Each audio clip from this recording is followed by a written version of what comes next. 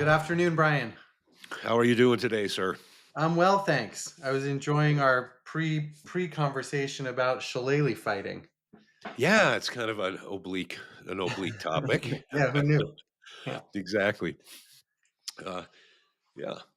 and yeah, beautiful weather. Spring now is fully on us. Everything's in bloom. I trust New Mexico is brightening up as well. Yeah, yeah. Somewhat related to the topic. I guess there's a couple topics. Our last episode, which if you're listening to this, it's the episode before the last episode. It was a topic that's the one about Hitler sort of came to me in the night. And I had a couple other topics. One is just a curiosity, and one is really today's serious topic. Uh, the first one that I guess is a kind of a curiosity is, I worked for a sculptor some years ago, and after I quit working for him, Blaze started working with him, and I think Isaac has actually been over there a couple times and has helped make some of the production work of this particular artist's work. And he was old when I worked for him, and that was probably 20 years ago. And so Blaze has been working for him since then, and he and his wife both just passed in the past week or two, somewhere in Mm. there.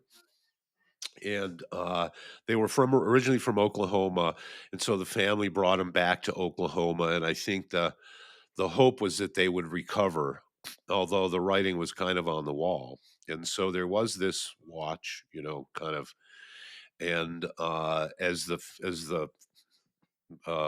the physical problem sort of complicated. This is one of the things that happened. We're talking late 70s, mid 80s for both of them.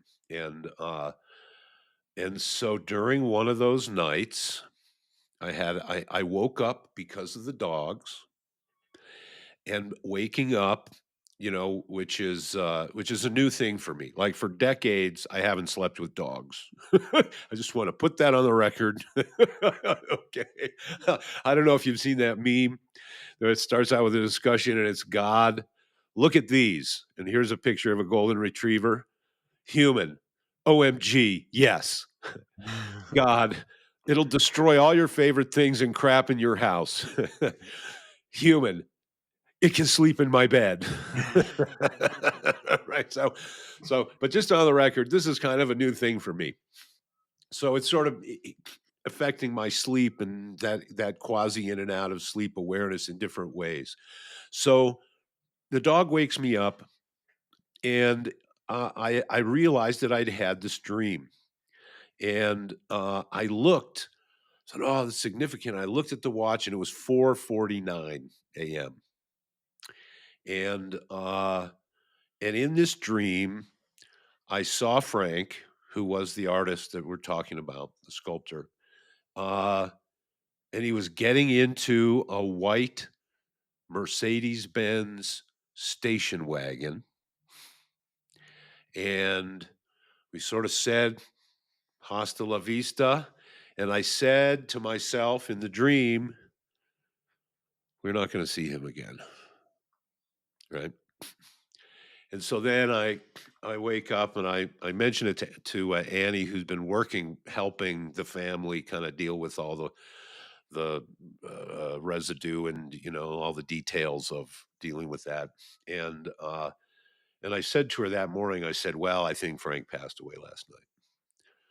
She said, "What? Well, yeah," because it's not like a big surprise. It wasn't like, oh, we got went down in a plane crash or something like that. Everybody knew there's going to be this event.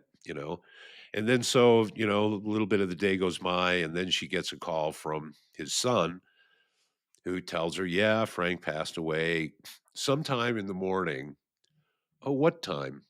"Oh, it was probably about just before 6, around 6." Right? And of course, they were back east in Oklahoma 1 hour, so that would have been right around the time of that dream. So anyway, well, that's a little curious. Yeah, yeah, I've had experiences like that. When my grandfather passed away, I was about I think high single digits, like 9 or 10. And he had had Parkinson's for a while, so similar situation. Nobody was shocked, but I woke up in the morning with the thought in my head that he had passed away, and I came downstairs for breakfast or whatever, and sure enough, was given the news. And yeah, I mean, possibly I had heard someone talking before I woke up, and it subliminally got in there. I don't know, but I that impressed me for sure. Yeah, yeah. Yeah, And there is this idea that dreams, that we've talked before about the mysterious connection between the mind and the world of matter, and uh, which again is relevant to our real topic for today. But the dreams kind of sit in an interesting place around all that, don't they? Because they do work in images, and we all have a deep symbols, intuition. Symbols, yeah, yeah. symbols, man. And we all have this deep intuition maybe that something's going on there, even though there's a lot of debate about what, Freud, one of his earliest works was on the interpretation of dreams, right? And trying to mine out psychological information that we could sort of make use of in the light of day, so to speak. And there is a connection between, of course, dreams and interpreting mythology, and when we now in this new era of trying to understand psychedelic experience, some of the sensibilities we might derive from dreams and from mythology in this other language of the deeper mind. They all sort of start to mutually illuminate. And I also feel like there's a process that's involved there.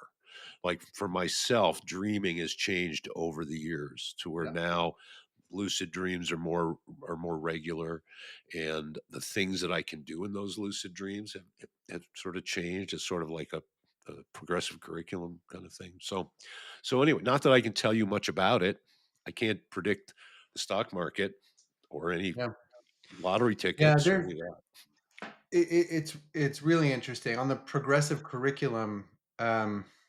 Topic, there's one pattern that I've noticed and heard reported by others, that it's common to have dreams where you're underwater and can't breathe. And then it's also relatively common at some point for you to figure out how to breathe underwater in your Oh, dream. interesting. And that's developmentally significant.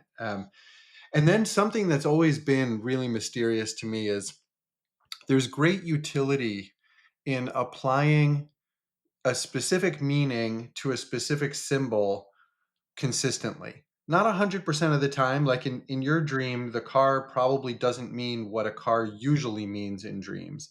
But there are certain things like a house, depending on what floor you're on, can point to what level of consciousness you're um, relating to. So if you're in the basement, unconscious. If you're in the attic, super conscious or super ego or Yeah.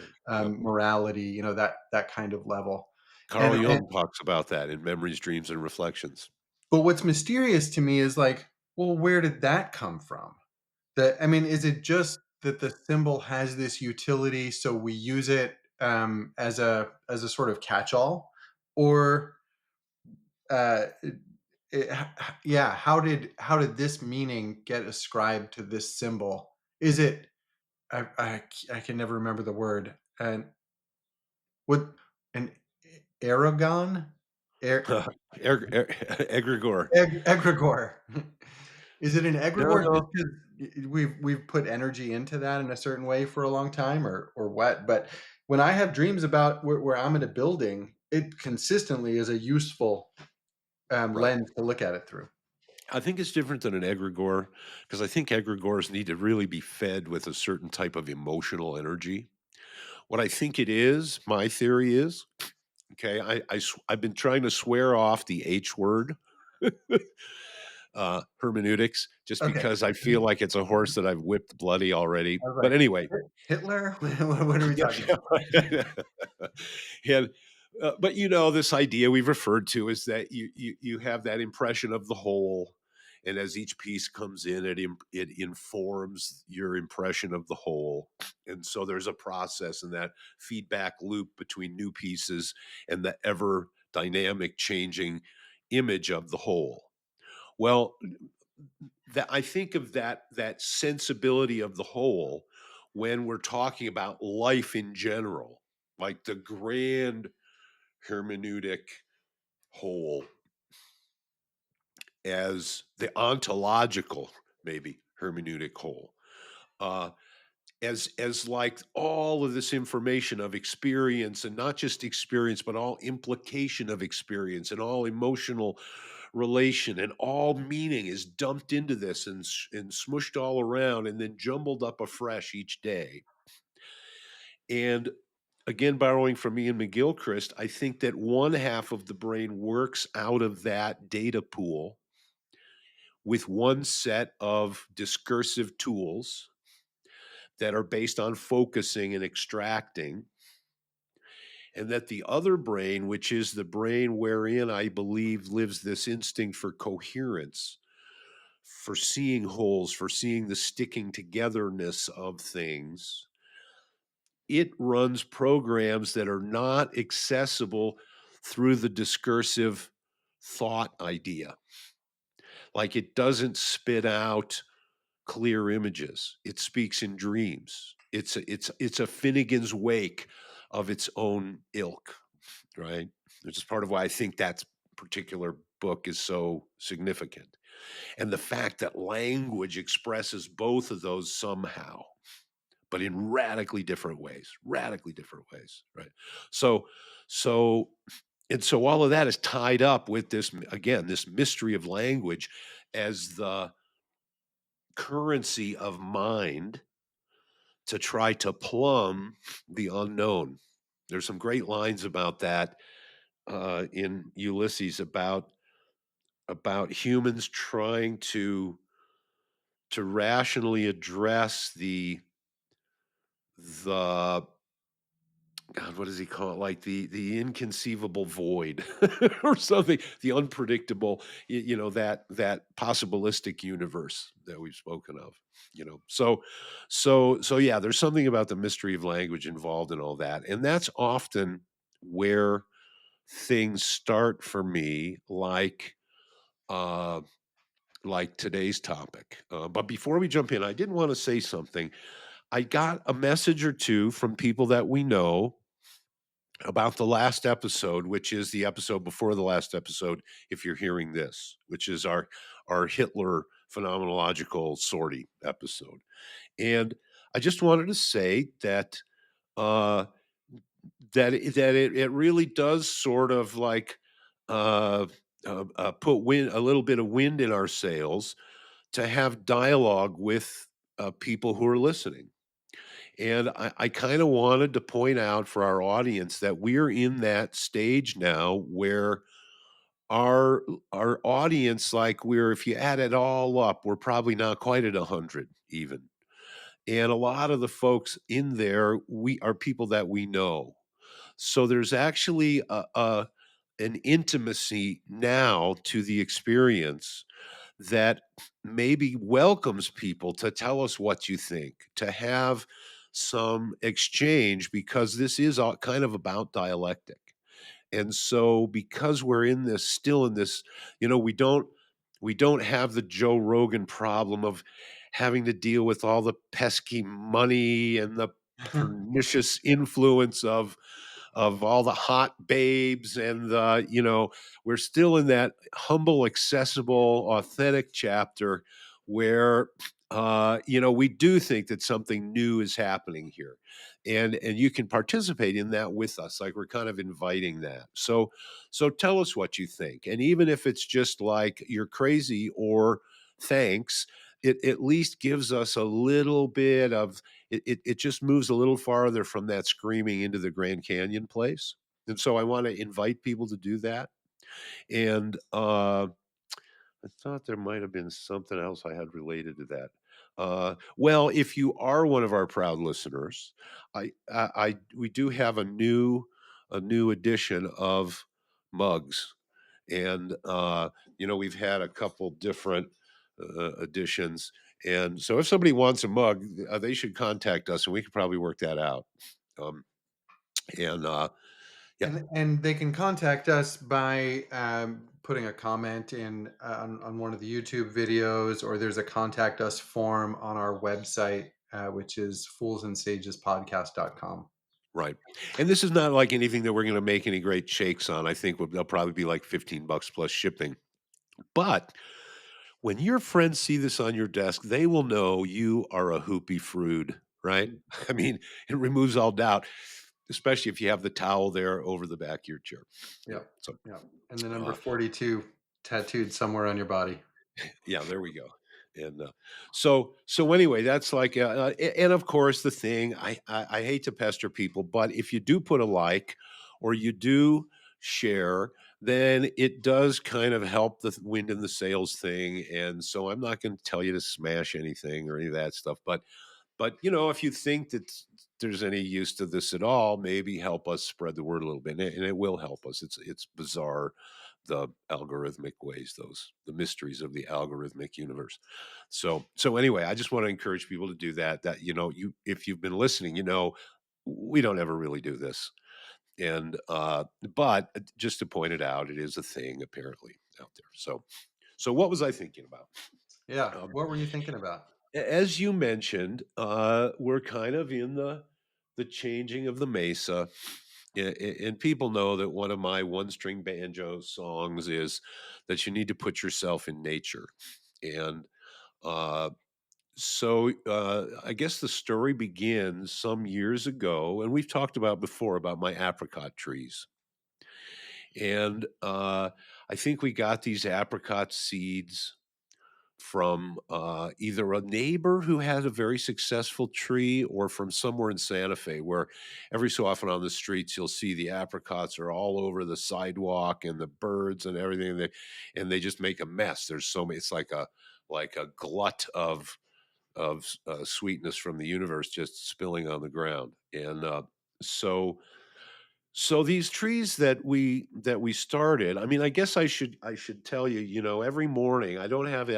automated. So we've kept these trees alive by hand watering, which in the summer in the desert in New Mexico is a commitment.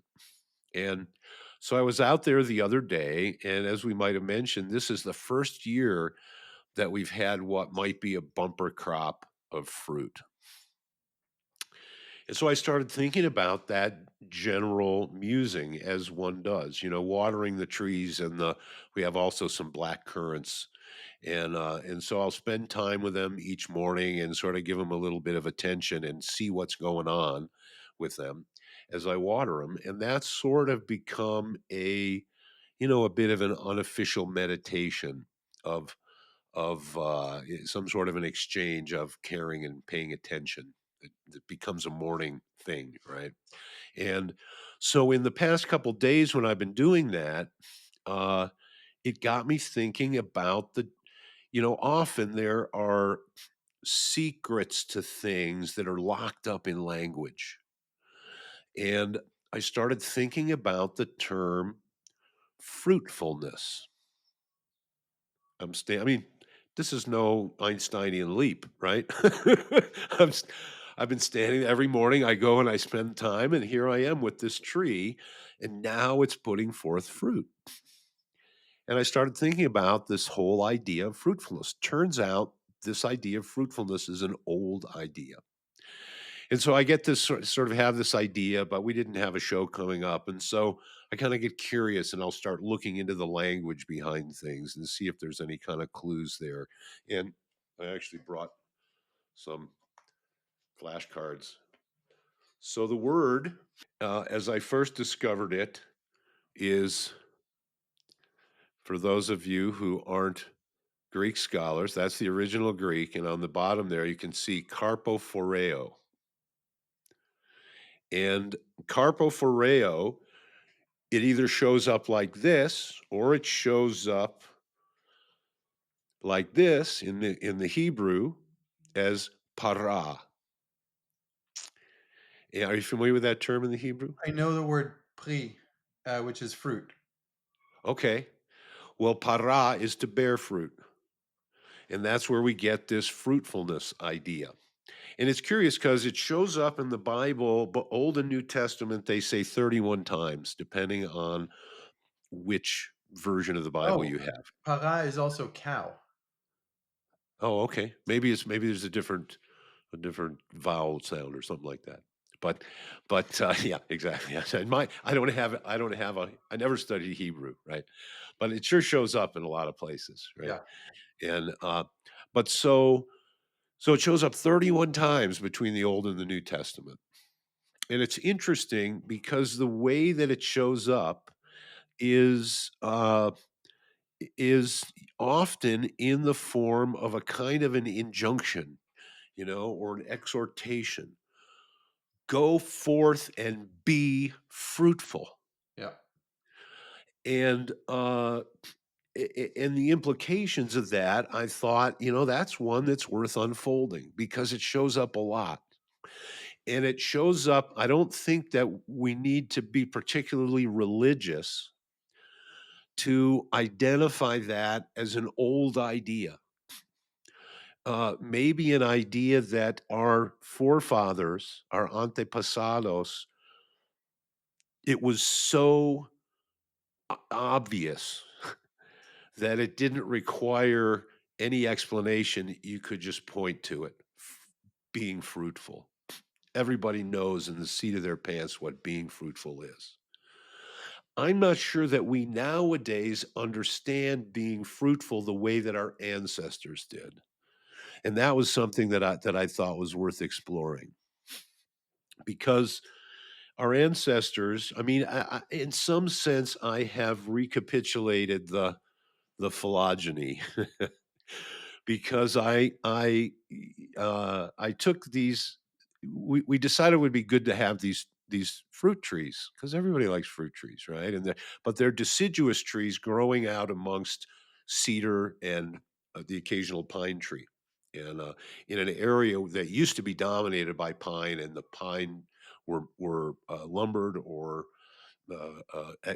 climatized out of the zone, and the juniper trees have sort of predominated. Although you still do find pines here and there, um, but so to introduce a deciduous leaf tree into that environment that's at extremely low humidity is a real challenge. And these trees came to the New World from the Old World by the Spanish. And I'm sure these are some variations still of those original trees that have now become more or less ubiquitous in northern New Mexico. And one of the things that I learned was that this is not easy stuff. Like we tried to germinate these seeds and just couldn't do it, failed, and threw them out into a pot that was out in the garden. Just like, well, okay, it's not in my power to turn these things on. And then, I don't know, a season or 2, maybe a winter passes, something goes on, and we notice in this pot, there's like a dozen tiny little apricot trees. Somehow. It's like one of those leaps in our last episode with Jeff Moore, one of those miraculous leaps where it's gone from apparently inert to now there's life. But it was like it demonstrated to me it's out of my hands. I can maybe do some kind of a dance with it, but it's a fundamental mystery at work here that I'm just trying to snake charm, right? And so we realized, well, holy moly, these things are going, and so we potted them, we grew them up, we put them in different places. The other tree that I have is a mulberry tree, and if you ever see a mulberry, they look like a raspberry, and every one of those little balls is a fruit that has a seed. So I got like 9 of these microscopic seeds, And I went through all sorts of gyrations to try to get them to germinate, and out of the 9, I probably got 5 to germinate, and then only 1 that actually made it through all the stages of difficulty at the beginning, today's I Ching reference, uh, and actually to become a tree that's now in my garden that's a little taller than I am, that has mulberries every year. And but again, it was that there was an initial secret of how to get that to turn on. And then uh so we have these 5 trees and we've had them now for a number of years. It could be up to 10 years. And their efforts at bearing fruit have not resulted in anything. And just an odd side story. I got a little consulting job where I went to a very rich person's house up in the north side of Santa Fe to consult with them about different agricultural things and building greenhouses and some agricultural buildings and things. And so I gave them my 2 cents, and I saw they had these beautiful apricot trees. And they were just rocking and rolling, and I'm sure they had beautiful fruit on them. And these people, they didn't do anything. This was all jobbed out, right? But then I kinda started to muse, I planted those trees. How come I never get fruit out of that like these do, you know? And I realized, one curious fun fact, this house had water rights for 3 acre-feet. When I ran the town of Madrid, in 1 year, the entire town of Madrid used 11 acre-feet. So it was a house that was occupied by 2 people in the desert. Okay, just as a side note. So I realized, I put those trees in and I cared for them across all the seasons for years and years and years, but I still didn't really do my due diligence.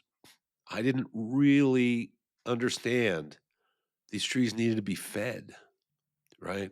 Like keeping them alive is keeping them alive, but that's not the secret to thriving.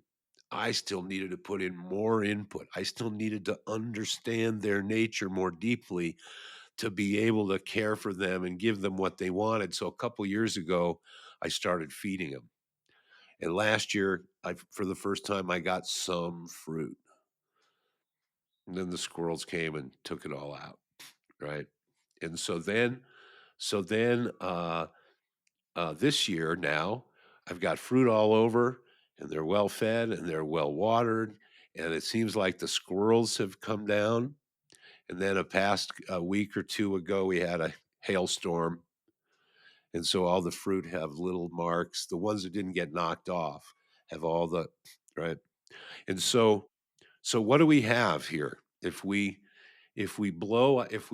zoom out and we see what's going on here sort of in the general picture, we have kind of the idea that the Taoists express of humankind being a partner to heaven and earth, because fruitfulness isn't just like we imagined Adam and Eve, who's just strolling around, in their birthday suit, munching fruit off the trees.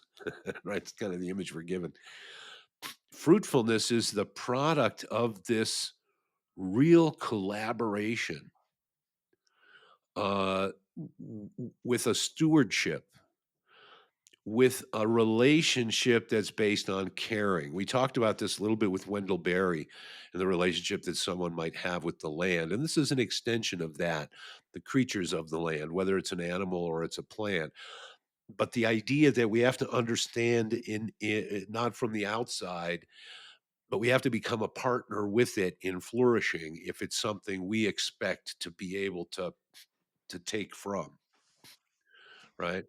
And still we're facing that interface of the probabilistic, possibilistic universe because we don't know about hailstorms. Well, we do know that it needs to be fed and it needs to be watered, and we can't have the animals eating stuff up, but there still may be hailstorms.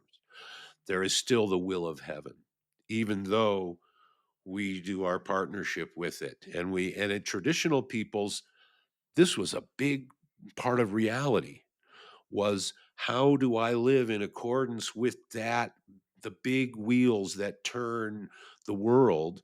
How do I live in a way that brings forth fruitfulness?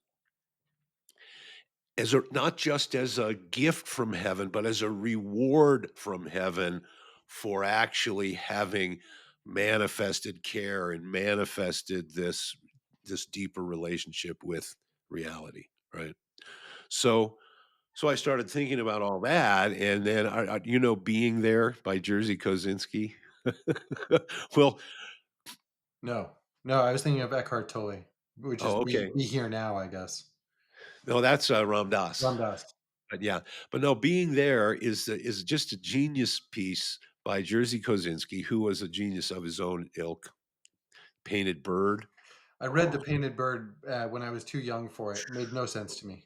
Oh god, mind blowing. Some of I the images are still burnt in my head from yeah. that. But we'll put it in the notes, in the show notes. Um, but Being There is where you have a guy who's a gardener, and he's kind of a simple guy, but he somehow gets tangled up with people who are very powerful and influential. And they have conversations with him, and he says very basic things like, for a plant to grow well, it must have water and sunlight. And they start translating this metaphorically, and they're getting genius out of it, right? Because they're bringing in all these other associations of things, right? And seeing the general principle that this simple guy, right? But they think he's profound, and that's where all the you know the entertainment of the narrative comes into. But it's a thing that I highly recommend, and but it's all built off of that metaphor of growing things and the care that's required between the grower and the thing that's being grown, and that there is an inherent mystery there, that the way the plant brings forth fruit, the way that nature and the seasons bring forth the life. We spoke about this in the I Ching. Heaven comes forth in the sign of the arousing, right? That's that seed busting open, that what Henri Bergson called the élan vital, the impulse to life, the fundamental mystery that we have to jump over in those chains of being, as we navigate up and down the ladder there. And it sort of struck me that we're surrounded by all this in nature, but human culture, we've sort of removed ourselves from that. And so our sensibilities about fruitfulness are very different. And they might not imply the same requirements from us. Or it might be harder for us to see that the requirements. Whereas, like this is where like Sun Bear, uh, one of the local Native American characters who's, I think he's the father of Winona LaDuke, the candidate, political candidate some years back. Um, but he said, good ideas are nice, but they don't all grow corn.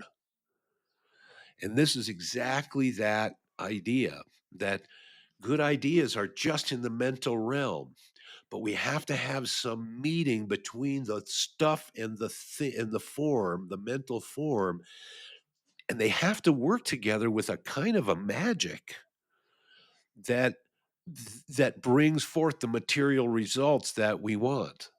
And sometimes that magic is engineering. Sometimes that magic is biomedical. Sometimes that magic is um, I was thinking poetic. about intuition, like, and I don't mean just unformed, wake up one morning and have an idea intuition, but um, being in relationship for a period of years or decades with an orchard, one develops a touch. At least I imagine one does, based on the things that I've spent a few decades developing a Absolutely. relationship with. And there's a magic in that because when you said engineering and biomedical, I had been thinking as you were talking about kind of this compact that that people have with heaven, as you described it, where there's um, the Lord giveth and the Lord taketh away, and you just kind of have to work with that and still participate in fruitfulness. And talking about farming, like what is the impact of many farming operations no longer being in that relationship, and how much engineering is too much engineering, and you know the consequences of being out of relationship with the voice of intuition and insight coupled with mastery. um, Well, and the way that I think about intuition, when people hear that word, they think, guessing the lottery numbers. But the way to think about intuition is knowledge that comes from direct experience, that doesn't need to go through a logical syllogism and therefore, boom, you get your result. right, This is immediate seeing. So, which is slightly different than that idea of predicting the future. right. Although that may be an element of it, but it may Well, and not. it's different from the idea of we know everything deep inside of us if we could only access it, which is, I mean, maybe true, maybe not, but certainly magical. Whereas what you just described, intuition being direct experience as opposed to relying on a logical process, and resulting in a good decision, and in fact, a better decision than a logical process would have. And there's a being in the moment of it, and there's a being in the flow of it is probably a better way of saying it. And in That understanding the coherence component, because presumably it's in a whole brained relationship with the phenomenon rather than just that left brain, and it, left brain and again, dominating. not not logically understanding coherence, if there is such a thing, but grokking coherence somehow. Yeah, yeah, yeah. And that being actually part of the mystery of humanity, of what it is to be human.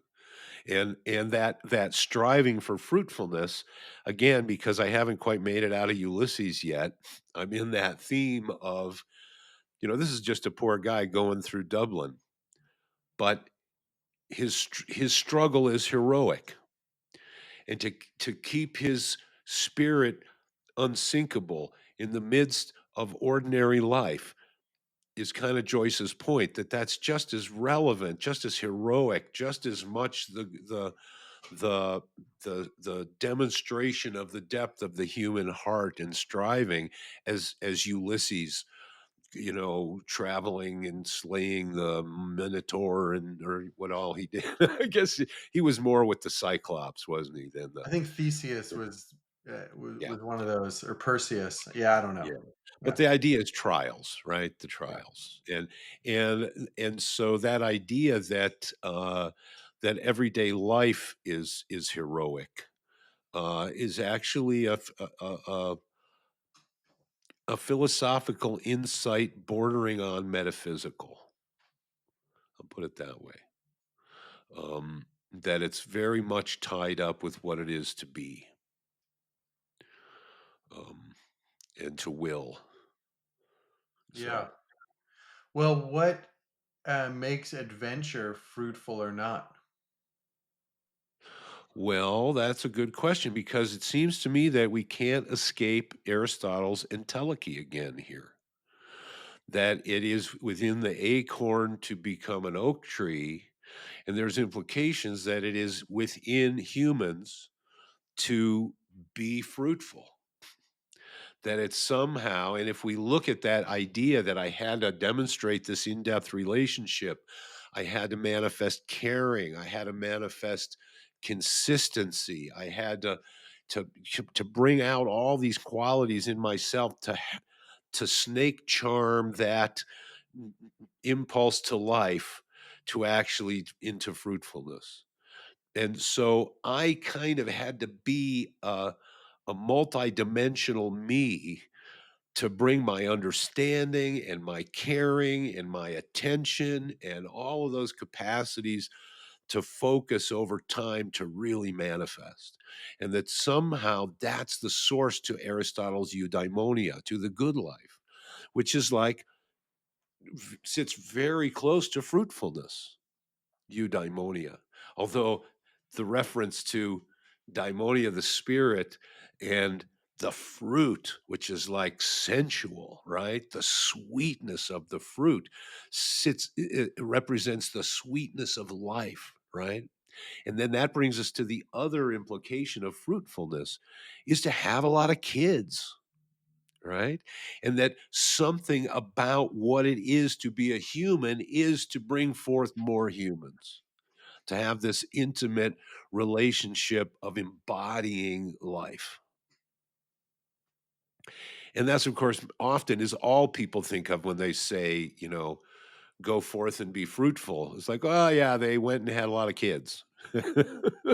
But if you think about now having kids in terms of everything that I'm saying about focus and attention and caring and insight and all of that stuff, well, this is the par excellence. That's why I say that parenthood with the right mindset is like another little doorway onto Buddhahood, because it is a way to transcend self. It's a way to step out of the will to receive into the will to bestow and to sort of identify with those other aspects of nature that lift us out of ourselves, kind of thing, you know.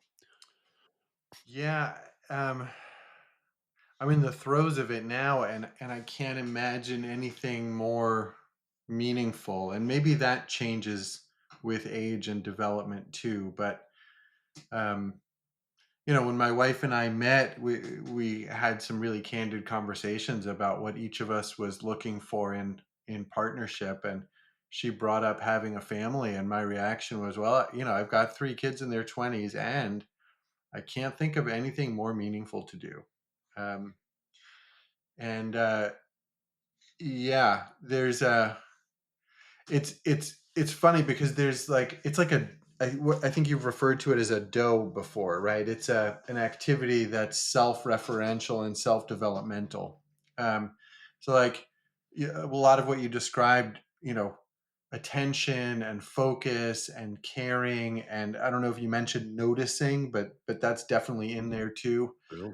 Um, that's the external part that one needs to manifest. I mean, there's an internal manifesting and a expression externally, but trying to do that and failing over and over in one way or another is part of the fruitfulness also. I was going to say there's an important footnote to this, and that is yes, you are going to fuck it up. Yeah.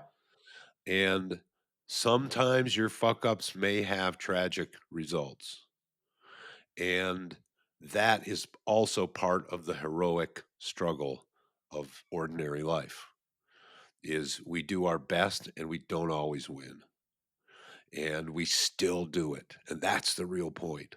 Is you still, and I think that this comes pretty close to maybe to Aristotle's idea, or there's an opportunity to come close to Aristotle's idea of a thing that we do for itself and not for some other reason, the thing that is actually an end in itself, which is therefore the good and the chief good. And so this sits very close to that. The more we're pulled out of our will to receive and into that will to bestow, to actually to not have a result for ourselves in the chain. Although Maybe we're apricots saying, are tasty and make amazing jam, and you can use something like between 1/8 and 1/4 of the sugar that they put in the recipes, and it's way finer because you taste the fruit way more. So there's a metaphysical question here because it seems a choice to to look at the the the ordinary existence as divine in some way, or as at least fundamentally meaningful. Miraculous. Yeah. Miraculous would be a stronger term yet. Um, so what about that choice? Because there are probably people listening to this thinking, I live a pretty ordinary existence and it doesn't feel that miraculous. Um, so what might they do differently other than just choose to see it that way? Like, how do you cross that bridge? Well, I think you have to, all meaning is context based. So if you are leading an ordinary life and you never have any uh, uh, cyclopses to deal with, if you never need to get tied to the mast because of the sirens, uh, if you never have your ultimate goal pushed away and pushed away and pushed away and pushed away, then I probably don't really have anything for you. And you could probably fill in me about a lot. But the normal human condition is that there are times when it would have been better had we been tied to the mast and maybe we weren't, or maybe we didn't really understand that the Cyclops was something that we needed to fight and win. Or, I mean, we can just go nuts with our metaphor machine here, right? It's part of the great thing about these stories.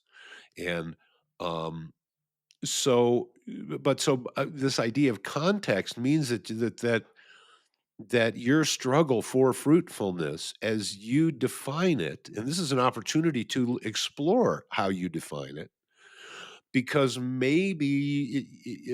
I think it's appropriate that as we navigate different chapters in life, we define it differently.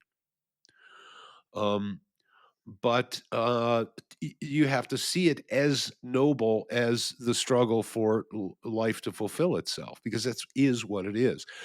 Uh, when I did years with these trees and they bore no fruit, and I found that I the voice of brilliant wisdom in my head said that I needed to appreciate these trees for what they were, which was this source of refreshing green, this presence of life within this setting in a barren landscape, and that even if I got no fruit, at this point, the fruit was almost symbolic. And so that's kind of maybe got to be the base, that we know that there's a baseline value that lies within the struggle, within the ordinariness, and that really is the mystery. I don't know that you want to solve this, but I think you want to answer it in deeper and deeper ways, in ways that reverberate with the choices that you make, right? Because that's what this really is about. What do I do and what grows from it? And what is my relationship to what grows from it? And I think, I mean, there's a lot there. There is a lot You there. just you just described kind of accepting the tree for what it is, and accepting that what it is might be different from what you might have hoped or what one might have hoped.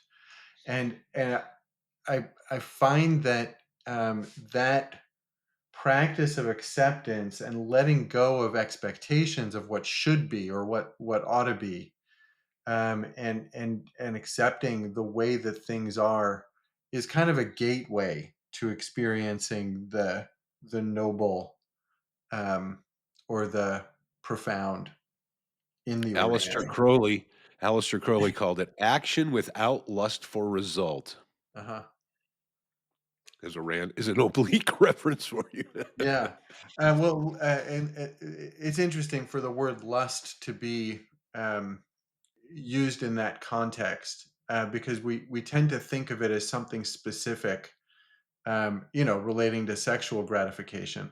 Yeah. But but uh, but I think as a deadly sin, it ought be defined much more broadly, the way that you just used it. Well, and the way that Crowley used it was not in a negative term. Like, if you see in his tarot deck, I believe the card is strength, and it's the girl standing with the lion, and it gets translated as lust, but it's defined as joy in strength exercised. And you could see how that is maybe behind the animal aspect of lust. But, I remember there's a German phrase that they used to say all the time. I bet it makes it into the Yiddish too. Lust zum Lesen. You ever heard that? Lust zum Lesen, Lust zum Lesen. A lust for reading, right? And so there is this idea of healthy lusts. And it's odd that Crowley would be the one to come up with it. But I do think that in his sense, it was more generalized. I don't think that he was trying to elevate animal lust, although I I'm don't sure know some where will. the name of that movie about Van Gogh, or I think it maybe was a book before it was a movie, Lust for Life. I don't know where that name came from, but that's another example of, he, from as far as I can tell from what I've read about him and from looking at his paintings, and I just got to see some of his paintings out in California, which was awesome, at the Getty. I Yeah, highly boy, recommend. And the energy is in yeah, that yeah, paint the movement, energy isn't it? expressed. Phew, Yeah, yeah, yeah. yeah, Like, you can feel it like the track of the snail in the sand. You can feel the movement of the snail. Well, in Vincent's brushes, I've he only was seen a hungry. couple. Oh, phew, energy, boy. Yeah, Wow. yeah, Yeah. yeah. That hunger, but it also, this is a total metaphorical oversimplification, but it also consumed him. Well, Vincent is an exact exemplar that Joyce was reaching for with the character of Stephen Daedalus, which was his own like alter ego, but he shows up for the first time in the portrait of the artist as a young man.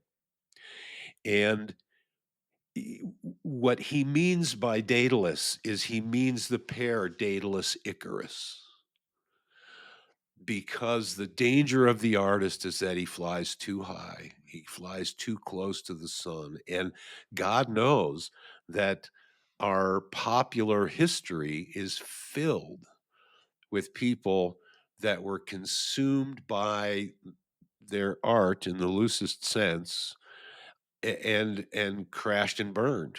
I mean, the flaming star is the image, right? And Vincent was certainly one of those that went off the rails with that. Again, I feel like Narcissus and Goldmund sort of by Hermann Hesse sort of show the different types of tunings of personalities, and the artistic personality is very kind of manic and up and down, and rides those waves, Dragon, and often the dragon kind of energy if it's balanced out. Uh, but often that energy is too strong, it's and just fire, or yeah, it just consumes, yeah, and not everybody comes out of those ashes, and that is like it's like a sacrifice to art, right? It's like the burning on the altar somehow. I'm not trying to glorify it. yeah. It's brutal, right? But there is something about that, and which all sorts of points to another thing that's tangential, maybe, but there is this idea that the way that we use our brain now, I mean, us particularly, is like, well, that's the way that you use a brain, and there's really only one way to use a brain, and that we don't tend to think of it as a tunable kind of thing. But even Lao Tzu, back in the very beginning, he talks about different ways that we can view life, with passion or without passion. And there is this idea that there might be different qualities that we can bring into experiences that might alter the data feedback loop that we get. And again, reaching that place is going to be dependent on our prior experience of that. But I'm thinking like of fighting, I'm thinking of doing art. There's a famous story about Miyamoto Musashi who was trying to do a painting, And traditional Japanese painting is done on the floor flat, right? And he just couldn't get it going. And so they said that he put it up on the wall like the Western guys. And he took his paintbrush like a sword, and he was able to attain the right state of mind then, and he could do the deal. So there's something very similar in the implication that we use our mind different ways to perceive different things. And, that's why the topic of fruitfulness, and it's like we've approached it culturally, we've been sort of maneuvered out of a direct understanding of what fruitfulness is. And so some of the spiritual lessons of fruitfulness and I mentioned before this idea that I've heard from the Hopi that they lived in the desert because they knew that what being fruitful in the desert would require from them the highest qualities. That idea. I'm totally paraphrasing, and this is my interpretation, but I think I'm close. And Well, that and so they didn't have to compete as much maybe for that land. right. Or for the blue corn or for yeah, yeah. And but I think that the silver lining to that is that having that closeness does keep us pure somehow. It keeps us in that very direct understanding, and I remember, for example, hearing stories of Navajo kids back in the early 1900s having to walk to school. But we're talking about walking through the desert for a number of days, and the oldest kid being like 10, something like that. But already by that age, because they had spent time with the animals, herding sheep probably, they understood the desert, they understood water, they already had a connection to their environment that made that like, "Oh, yeah, and bring your 5-year-old sister with you." You know? Kinda and we see this in different indigenous people because they do have that connection with environment in a way that it isn't just from the human side. Like I said before, the world drives your organism based on how you're exposed to it. And so, you know, uh, who is it? There's a guy who was an explorer, and he was talking about being down in Tierra del Fuego, which is the very tip of South America. He was talking about being with the native people there and how they were all dressed in their wool from Europe, and they were all standing around a fire trying to stay warm, and that the native people there were not dressed heavily, and if they got too close to the fire they just started to sweat profusely, so that they didn't really think it was that comfortable an environment because they had this other adaptation, or these islanders that can hold their breath for 9 minutes because they've always lived on the ocean, and they've always swum for their food, and every day was a little more food if you can hold your breath a little bit longer, kind of idea. And so we really do have this relationship, two-way feedback with the environment that we've lost an immediate awareness of. Um, That it's interesting that you mentioned the Garden of Eden earlier. Um, I think one way of kind of interpreting this conversation, it reminds me of that novel Ishmael. I think Daniel Quinn. Yep. Um, Written in Madrid, New Mexico. yeah, yeah, it's our roots are related to it, and it kind of proposes that with agriculture, if I remember this correctly, with creating agricultural society, humans shifted from being in this kind of stewardship and rewarded by heaven um, way of being in the world that you referenced earlier, and shifted into a trying to control nature way of being in the world, and by trying to control nature humans lost touch with themselves, and it's kind of like a a rereading of the Cain and Abel allegory. But you mentioned the Garden of Eden, and walking around in our birthday suits, just eating almost any fruit. Um, Yeah, yeah. the the um, I think a pretty common take on original sin is like the dawn of self-awareness, and with self-awareness comes the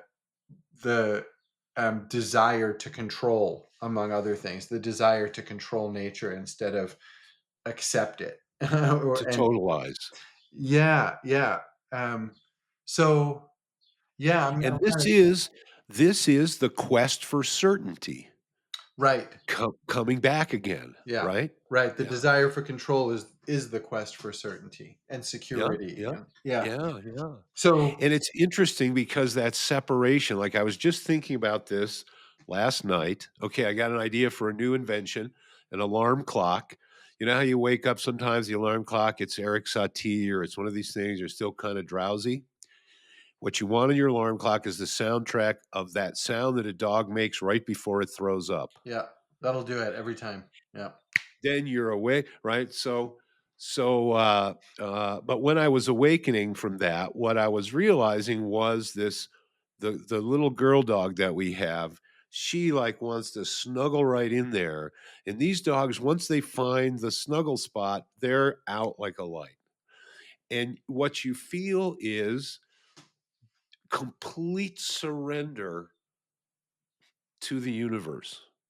Now, these creatures were left out under a tree to, as coyote bait, and yet they still have that ability to trust life, if you will. well, that might be more conscious than it is. That Well, I description mean, might imply greater consciousness than exists there, but I think it implies that natural connection with nature yeah, that's involves pre-conscious. It's yeah. actually So it's pre-conscious. not Yeah. surrender, it's just existing, right? Well, or having that surrender forced upon yourself. That because the defensive instinct is just completely gone. Yeah, And yeah. and then there's just this interesting idea that we as living creatures reach out to other living creatures for that. There's a whole dimension there to that, and that's part of this mystery of the other, and because in fact, other is right in there in mother, which is kind of like I haven't actually thought about that before, but that is like the primal other, right? And that relationship, if all goes well, uh, is one that one can surrender into. Yeah, yeah, I mean, I think secure attachment exists in dogs and creatures, many creatures, maybe Jeff Moore would argue mammals and up, Uh-huh. Yeah. in that, you If know they're lucky. yeah, anxious and avoidant attachment also exists in mammals and up, right? Yeah. Yeah. Yeah. Um Yeah, well, it's kind of like another example of the um, Icarus and Daedalus thing is the relationship between vigilance and defensiveness being necessary to survive on one hand, and the need for surrender to be necessary for to be open to life, right? And that we need to be vigilant around our own impulses as much as dangers from the outside. Well, that's a Because human. really Icarus did it to himself, right? Yeah, that's a very human. Not that's not mammalian. That's specifically human. That Yeah, that level. yeah. And it's interesting because it has that going up and down metaphor like in Finnegan Yeah, and, so many other places, yeah. you know? Yeah, we'll have to talk more about art in that context, I think. Yeah, there's a lot there, but it's gonna be very hard to not use the H word. Yeah, Hitler. I know. No, no, hermeneutics, hermeneutics. Although when we did use that other H word, the Hitler H word, it did bring a few out of the woodwork, didn't It it? did, yeah, it never fails. Yeah, Never yeah, fails. especially in Which this day and age. which proved the point, the basic premise of the episode, which was the psychological wiring and He means triggering and all that. something that no one else does. Speaking of, it might be worth watching the James Lindsay Jordan Peterson conversation on the relationship between ideology. I mean, specifically, they're talking about woke right ideology and psychological, individual psychological dysfunction. So the relationship between the dark triad and toxic ideology, and Right, right. that we can talk about that. I think that's an Yeah, interesting one. that's one that, I was first introduced to that idea by, a book called Man in the Trap, which was actually about Reichian therapy, and that was one of the things that turned me on to Reichian therapy is, I'll put in the show notes who that was by, but it was very interesting, sort of an introduction to the whole last part of that book is about how if you've got an accurate diagnosis of somebody, you know exactly where they are on the political spectrum. Yeah, yeah, and I'm especially curious about how that how toxic personality ends up getting projected out into the masses, and the way mass psychology works and is worked on by the individual. Right. There's another magic to that. It's actually maybe related to the magic we've been talking about. Um, except Yeah. it's working on a particular aspect of nature, which is mass consciousness. Well, and it's untherapy, isn't it? Yeah, Yeah. If we think of therapy as basically a kind of white magic, yeah. if Well, it's done that's. well. I'm going to make a note.